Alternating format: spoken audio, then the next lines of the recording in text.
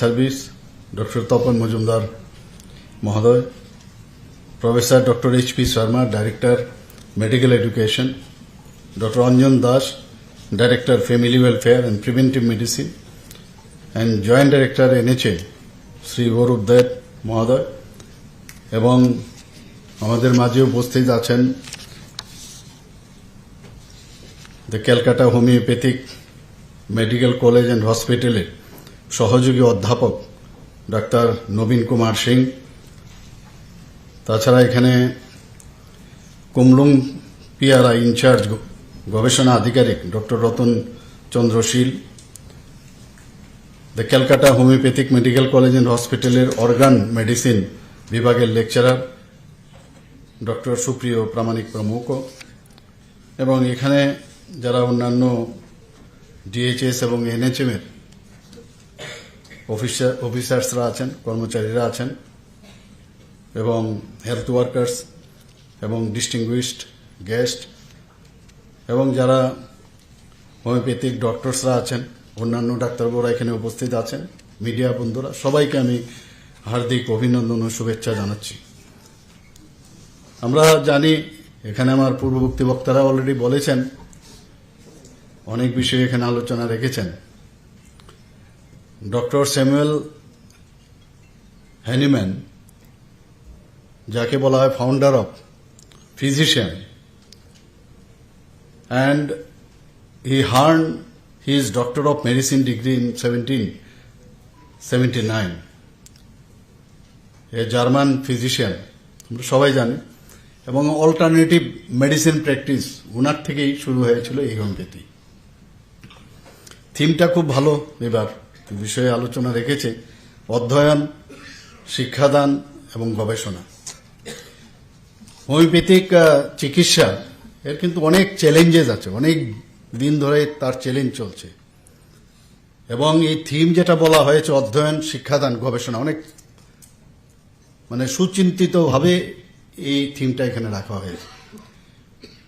কারণ এই চ্যালেঞ্জগুলো ওভারকাম করতে গেলে তিনটার বিষয়ে যদি জোর দেওয়া হয়, তাহলে এই যে একটা সায়েন্টিফিক যে একটা ট্রিটমেন্ট প্রসিজিওর, সেই সম্পর্কে এখনো অনেক মানুষ কিন্তু অবগত নয়। আমি আজকের এই যে থিমগুলো রাখা হয়েছে, আমরা চেষ্টা করছি এখানে হোমিওপ্যাথিক একটা মেডিকেল কলেজ করা যায় কিনা। আমি নিজেও এখানে স্টেট হসপিটালে গিয়েছিলাম, বাইরের থেকেও এখন কয়েকজন ইনভেস্টার্সও এসছেন, ওনাদেরকেও আমরা বলছি যে এখানে যাতে একটা হোমিওপ্যাথিক কলেজ এখানে করা যায়। কলেজ যখন হবে, তাহলে এই ধরনের যে থিম আজকে বলা হয়েছে তাতে কিন্তু অনেক সুবিধাও হবে, আমি আশা করি। আমরা জানি হোমিওপ্যাথি ভারতবর্ষের মধ্যে যদি প্রথম শুরু হয়, এপি সেন্টার হচ্ছে ওয়েস্ট বেঙ্গল। ওয়েস্ট বেঙ্গল থেকে ধীরে ধীরে সমস্ত ভারতবর্ষের অন্যান্য জায়গায়ও কিন্তু তার প্রচার প্রসার এবং যে ট্রিটমেন্ট সেটা কিন্তু ছড়িয়ে পড়েছে। আমরা নিজেরাও হোমিওপ্যাথিকের যারা বড় বড় ডাক্তার কলকাতায়, আমরা সেখানে যেতাম বা অন্যকেও পাঠাতাম, এবং এমন সব লিজেন্ড ব্যক্তি ছিল, তাদের সাথে তাদের অ্যাপয়েন্টমেন্ট নিতেও দেখা গেছে প্রায় 15 দিন 20 দিন লাগতো। আমাদের ত্রিপুরাতে আমার মনে হয় কিছুটা খামতি আছে, এটা বলার অপেক্ষা রাখে না। কারণ আমাদের যে ট্রিটমেন্ট প্রসিডিউর সেটা কিন্তু প্রচার প্রসার খুব প্রয়োজন। কোনো জায়গায় যদি আমাদের সাকসেস স্টোরি থাকে, সেই সাকসেস স্টোরিগুলো নিয়ে আসা উচিত। এটা কিন্তু সেইভাবে নেই। এবং আজকে আমার মনে হয় যে আজকের এই দিনে আমাদের প্রতিজ্ঞা করা উচিত যে আমরা আরো বেশি, আমি জানি এখানে ডাক্তারবাবুরা যে টেকনিক্যাল সেশন হবে এই বিষয়গুলো নিয়ে হয়তোবা অনেক আলোচনা করবেন, কিন্তু ত্রিপুরাতে তার প্রচার প্রসার খুব প্রয়োজন। বহু হোমিওপ্যাথিক ডক্টর এখানে আছেন, তারা কিন্তু অনেকটা নাম ত্রিপুরাতে কুড়িয়েছেন, আমি এটা বলার অপেক্ষা রাখে না। আমি যদিও বলেছি আরো বেশি দরকার, কিন্তু সাকসেস যে স্টোরিগুলো সেটা কিন্তু মানুষ জানে না। কারণ এই হোমিওপ্যাথি নিয়ে অনেক ধরনের প্রস এন্ড কন, অনেক ধরনের কথাবার্তা হয় যে এই ট্রিটমেন্ট করলে আমরা জানি যে ইমিডিয়েট যে কাউকে রিলিফ দেওয়া, এই ট্রিটমেন্ট পক্ষে একটু সমস্যা হয়ে যায়। মানুষ চাই ইমিডিয়েট রেজাল্ট, কিন্তু লং টার্মে এই ট্রিটমেন্টের মাধ্যমে বহু, যেটা একটু আগে আমরা এখানে ভিডিওতে আমরা দেখলাম কয়েকজন যারা তাদের সম্পর্কে বলল যে টিউমার হয়েছে, সে টিউমারও চলে গেছে। আমি ব্যক্তিগতভাবে অনেককে জানি, অনেককে দেখেছি যে অস্টিওমা হয়েছে, সেই অস্টিওমাও চলে গেছে। যখন সার্জনদের কাছে গেছে অ্যালোপ্যাথিক চিকিৎসায় বলে তো অপারেশন করতে হবে ঠিকঠাক, তখন গিয়ে হোমিওপ্যাথ তৎকালীন সময়ে, আমি 70 দশকের কথা বলছি, সেখানে যখন তৎকালীন সময়ে যে নামি দামি ডাক্তারবাবুরা আছেন সেখানে তাদের সাথে দেখা করার বললে যে ওষুধ আছে, দেখা গেল একদম পুরো মিশিয়ে গেছে। তো অস্টিওটমিও লাগলো না, পেশেন্টও ভালো হয়ে গেল। তো এই ধরনের বহু যে মানে আমাদের যে সাইন অ্যান্ড সিমটম সেগুলো আমরা দেখতে পাই, সেগুলো কিন্তু অনেক সময় হোমিওপ্যাথিকে সেটা সেই চিকিৎসা কিন্তু আছে। আমরা মাননীয় প্রধানমন্ত্রী শ্রী নরেন্দ্র মোদীজি 2014-তে যখন আসলো, আয়ুষ যে একটা ডিপার্টমেন্ট, তার গুরুত্ব আপনারা চিন্তা করুন যে হোমিওপ্যাথিকে কিন্তু সেইভাবে এর আগে কেউ গুরুত্ব দেয়নি। আয়ুষের মাধ্যমে হোমিওপ্যাথিক যে চিকিৎসা সেটাও কিন্তু এর ভিতরে নিয়ে আসলো। আয়ুর্বেদা, যোগা,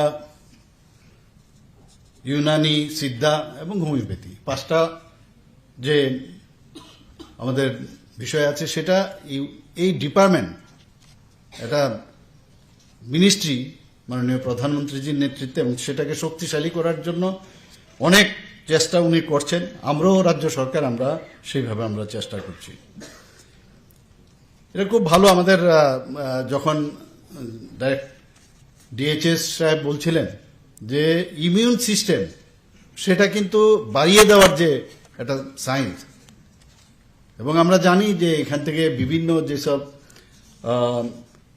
সাবস্টেন্স, হোমিওপ্যাথিকের ওষুধের যে সাবস্টেন্স তৈরি হয় সেটা প্লান্ট থেকেও আসতে পারে, অ্যানিম্যাল কিংডম থেকেও আসতে পারে, মিনারেলস থেকেও আসতে পারে, কেমিক্যালস থেকেও আসতে পারে। সেটাকে ডাইলিউট করে অ্যালকোহল বা হাইড্রো অ্যালকোহল যেটা আছে তার মধ্যে বা অন্যান্য সাবস্টেন্সের মধ্যে, লিকুইডের মধ্যে, সেটাকে ডাইলিউট করে যে দেওয়ার কম মাত্রায়, মানে সেটা কোনো অবস্থায় শরীরেও কোনো সমস্যা হয় না, অথচ ইমিউনিটি ডেভেলপ করে যে রোগটা আছে আমরা, এগুলো কিন্তু বিষয়ে আলো প্রচার করা দরকার। আমরা এটাও জানি, অনেকে বলে যে অ্যালোপ্যাথিক যদি মেডিসিন যদি খায়, যেহেতু অ্যালোপ্যাথিক মেডিসিনের উপর ডিপেন্ডেন্সি থাকে, কিন্তু হোমিওপ্যাথিক মেডিসিনের উপর কিন্তু ডিপেন্ডেন্সি আসে না, এবং হোমিওপ্যাথিক চিকিৎসার মধ্যে তার সাইড পার্শ্ব প্রতিক্রিয়া যেটা সেটাও থাকে না। তো এইরকম একটা সায়েন্স আমাদের কাছে অ্যাভেলেবল আছে, তো কেননা মানুষকে আরো বেশি মানে জানান দেওয়া, সেটা আমাদের করা উচিত।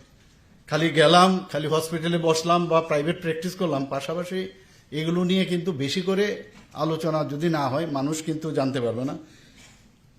এবং আমি আশা করি যে আগামী দিনে আমাদের যে ডিসঅ্যাডভান্টেজগুলো আছে, ডিসঅ্যাডভান্টেজগুলোকে অ্যাডভান্টেজ যে সুবিধাগুলো আছে সেগুলো নিয়ে মানুষের কাছে যাওয়া।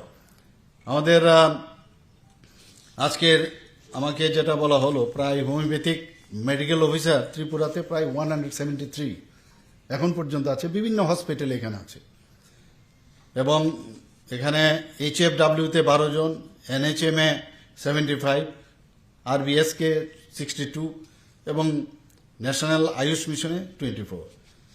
আমি এটাও জানি যে আয়ুষ্মান হোমিওপ্যাথিক যে ফার্মেসিস্ট, তাদেরও প্রচুর ত্রিপুরাতে বিভিন্ন হসপিটালে দেওয়া হয়েছে।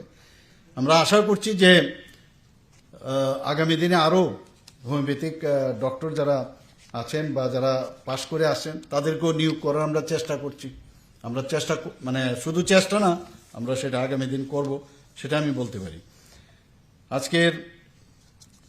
আজকে মাননীয় প্রধানমন্ত্রী বারবার যেটা বলছেন, আমাদের এনসিয়েন্ট, আমাদের যে কৃষ্টি সংস্কৃতি, আমাদের কালচার, সেগুলো আমাদের ভুললে চলবে না।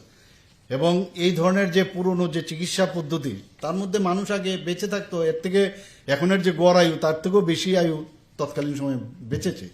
তাহলে এই চিকিৎসার মাধ্যমে ওনারা বেঁচে ছিলেন, তো কেন এই চিকিৎসাকে আজকে আমরা এই চিকিৎসাকে সামনের দিকে আমরা নিয়ে যাব না। আজকের এই দিনে আমি ডক্টর স্যামুয়েল হ্যানিম্যানকে গভীর শ্রদ্ধার সাথে আমি স্মরণ করতে চাই এবং এখানে আজকে যাদেরকে পুরস্কৃত করা হলো ওনারাও যেভাবে সাধারণ রোগীদের জন্য, সাধারণ মানুষের জন্য কাজ করে গেছেন, তাদেরকেও আমি কনগ্রেচুলেশন দিতে চাই। এবং আগামী দিন আরও যারা এখানে সার্ভিসে আছে, সার্ভিসের বাইরেও যারা কাজ করছেন, তাদেরকেও আমি বলবো যে আপনারা এই হোমিওপ্যাথিক চিকিৎসা সম্পর্কে মানুষের কাছে আপনারা নিয়ে আসুন। 2023-24 প্রায় 2,80,000-এর উপরে পেশেন্ট এখন অবধি মানে ওই বছরে পেশেন্ট দেখেছেন। 2024-25 ফেব্রুয়ারি পর্যন্ত প্রায় 2,22,000 উপর পেশেন্ট আপনারা দেখেছেন। এখানে আমরা যে সেক্রেটারি মহোদয় বলেছেন যে খুব রিসেন্টলি দক্ষিণ ত্রিপুরায় সাবরুমে আরও একটি ইন্টিগ্রেটেড আয়ুষ হাসপাতাল আমরা করব। এখানে কলেজ তো করবই, পাশাপাশি আরও যেসব সেন্টারগুলো আছে সমস্ত সেন্টারগুলোতে আমরা যাতে হোমিওপ্যাথিক ডাক্তারবাবুরা সেখানে চিকিৎসা করতে পারে সাধারণ মানুষের জন্য, দ্য সাফারিং পিপল, তাদের সেই ব্যবস্থা আমাদের ত্রিপুরা সরকারের এই আয়ুষ ব্যবস্থার মাধ্যমে আমরা সেটা করব। আমাদের খুব ভালো লাগলো যে এখানে আয়ুষ্মান আরোগ্য মন্দিরগুলো যে স্বীকৃতি অর্জন যে করেছে, এবং শুধু তাই নয়, এখানে আমরা তার এখানে অনেকে এসছে, এখানে তাদেরকেও আমরা ফেলিসিটেট করেছি। আপনারা এর মধ্যে দেখবেন, আমি জানি না মানসিক স্বাস্থ্য যারা মানে যারা এর মধ্যে ইনফ্লিক্টেড তাদের সম্পর্কে আপনাদের বেশি করে আরো বেশি কাজ করা প্রয়োজন। কারণ এতে করে আমরা দেখেছি যে আমি শিওর যে এই বিষয়ে আপনাদের হোমিওপ্যাথিক চিকিৎসা এর মধ্যে আছে, এবং ইন্টেলেকচুয়াল যে চ্যালেঞ্জ পার্সন তাদের যদি আপনারা এখানে যদি আরো বেশি করে উন্নত মানের চিকিৎসা এবং কি কি পদ্ধতি আছে তার মধ্যে যদি রিসার্চ করেন, এটা কিন্তু একটা রাস্তা, কিন্তু সেই রাস্তার মাধ্যমে আপনারা মানুষের কাছে আরো পৌঁছতে পারবেন। সেই বিষয়টা আমার একটা থাকবে, আবেদন থাকবে, সেই বিষয়ে আপনারা রিসার্চ করুন এবং আগামী দিন যদি এতে সাকসেসফুল হন, আর সাকসেস স্টোরিগুলো মানুষের কাছে আপনাদের নিয়ে আসতে হবে। এবার বাজেটেও দেখুন আমরা প্রায় 12.89% আমরা বাজেট এবার গত বছরের তুলনায় এবার রেখেছি, যাতে স্বাস্থ্য ব্যবস্থা আমরা ত্রিপুরাতে আমরা বেশি করে করতে পারি। বিভিন্ন যেসব অ্যালোপ্যাথিক চিকিৎসাই হোক, সব জায়গায় আমরা এবার আগে যে চিকিৎসা পেত তার থেকে অনেক বেশি সুবিধা কিন্তু আমরা ত্রিপুরাতে আমরা করেছি। কিডনি ট্রান্সপ্লান্ট থেকে আরম্ভ করে আমরা লিভার ট্রান্সপ্লান্ট, সেটার বিষয়ে আমরা কথাবার্তা বলছি।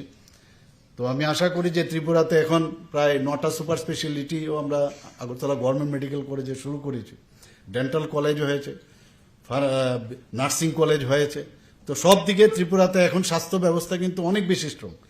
এখানে মণিপুর থেকে একটা টিম এসছে, তাদেরকেও আমরা জায়গা দিয়েছি, এখানে সুপার স্পেশালিটি হসপিটালে ওরা করবে। তো সেইভাবে হোমিওপ্যাথিকেও যাতে আরো বেশি করে ডেভেলপ করা যায়, আমি আশা করি আপনাদেরও সহযোগিতা দরকার এবং মানুষের কাজে সেটা আসবে। এবং আবার আমি আজকের এই যে বিশ্ব হোমিওপ্যাথি দিবস, সেই উপলক্ষে সবাইকে হার্দিক অভিনন্দন, শুভেচ্ছা জানিয়ে আমার কথা বলা শেষ করছি। নমস্কার, জয় হিন্দ। অসংখ্য ধন্যবাদ এবং আন্তরিক কৃতজ্ঞতা জ্ঞাপন করছি রাজ্যের মাননীয় মুখ্যমন্ত্রী শ্রদ্ধেয় প্রফেসর ডক্টর মানিক সাহা মহোদয়কে ওনার মূল্যবান বক্তব্যের মধ্য দিয়ে আমাদের অনুপ্রাণিত করবার জন্য, আমাদের আলোকিত করবার জন্য অনেক অনেক ধন্যবাদ। এবারে ধন্যবাদ সূচক বক্তব্য রাখবেন honourable branch officer AYUSH doctor Subrata Deb মহাশয়।